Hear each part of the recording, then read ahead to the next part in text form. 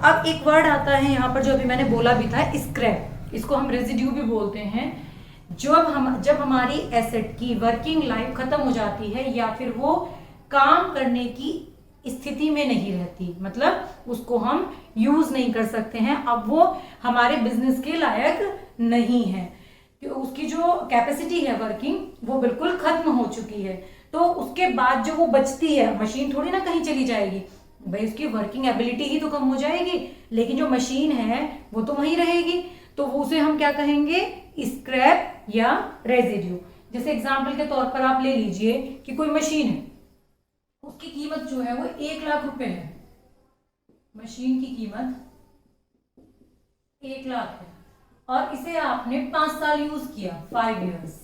5 साल बाद जो अब इसकी कीमत बच रही है वो बच रही है 8,000 रुपए। आफ्टर 5 इयर्स कितनी है? तो ये क्या है, इसकी स्क्रैप वैल्यू। आफ्टर 5 इयर्स जो उसकी कीमत बची है वो 8,000 रुपए बची है। तो ये क्या है, आपकी स्क्रैप वैल्यू या रेजिड्यू, मतलब जो कबाड़ की कीमत। और बाकी 1,00,000 में से जो 8,000 गए वो क्या हुआ, 92,000, वो हो गई इसकी डेप्रिसिएबल वैल्यू। डेप्रिशिएबल वैल्यू मतलब जो डेप्रिशिएट हो गई है, जिससे इसकी एसेट के वैल्यू में कमी हो गई है, ये कहलाती है आपकी डेप्रिशिएबल वैल्यू। आई थिंक आपको डेप्रिसिएशन क्लियर हो गया होगा। मैं एक बार फिर से मोटा मोटा रिपीट कर रही हूँ कि फिक्स्ड एसेट्स को यूज करने के कारण या समय बीतने के कारण या आउट ऑफ फैशन होने के कारण या किसी टूट फूट के कारण जो फिक्स्ड एसेट्स की वैल्यू में कमी होती है, गिरावट आती है, वो कहलाती है डेप्रिसिएशन। हिंदी में कहते हैं ह्रास या मूल्य में कमी। अब हमारा अगला टॉपिक है कुछ मिलता जुलता इसी से, इसीलिए मैंने इसके साथ लिया है इसे, अमोर्टाइजेशन। अमोर्टाइजेशन क्या होता है? Process of writing down the value of either a loan और an intangible asset such as goodwill, trademark, copyright, patent etcetera. जो पिछली क्लास में मैंने आपको बताया था कि एसेट्स जो हैं वो फिक्स्ड एसेट्स दो तरीके की होती हैं, एक टेंजिबल एक इंटेंजिबल। जो डेप्रिसिएशन होता है वो फिक्स्ड एसेट्स पर लगता है लेकिन टेंजिबल पर। टेंजिबल मतलब जिन्हें हम छू सकते हैं, देख सकते हैं। मैंने आपको लास्ट क्लास में बताया था कि दो तरह की फिक्स्ड एसेट्स होती हैं, टेंजिबल और इनटेंजिबल। जिन स्टूडेंट्स को नहीं पता है टेंजिबल इनटेंजिबल, वो लास्ट क्लास को स्टडी कर ले, टॉपिक उनका क्लियर हो जाएगा।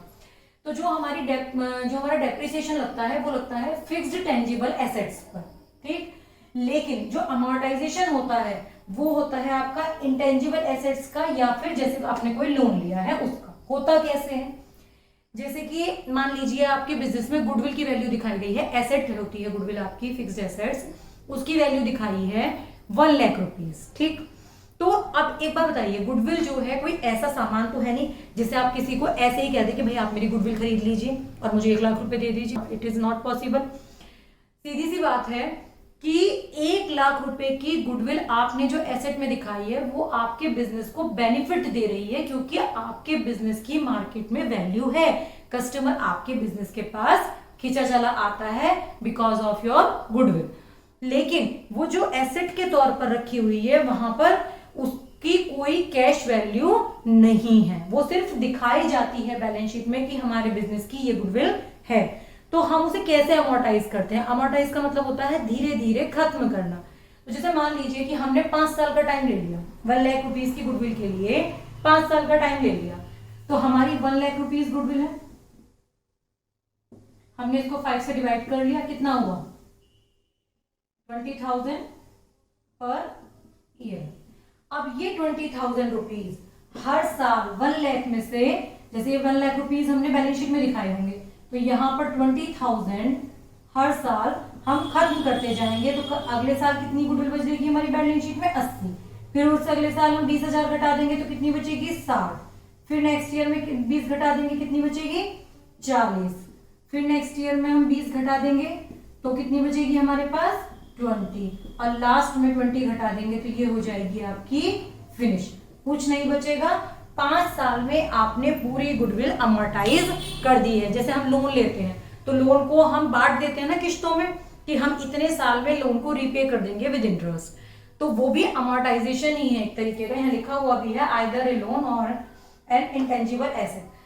तो अमोर्टाइजेशन का मतलब होता है कि किसी भी ऐसी इंटेंजिबल एसेट को आप स्प्रेड ओवर कर देते हैं एक पीरियड में, ताकि उसका पूरे का लोड एक साथ बिजनेस पर एक साल में ना आए। ठीक है, आई थिंक आपको टॉपिक बिल्कुल क्लियर हो गया होगा। हमने दो चीजें पढ़ी हैं आज, डेप्रिसिएशन एंड अमोर्टाइजेशन।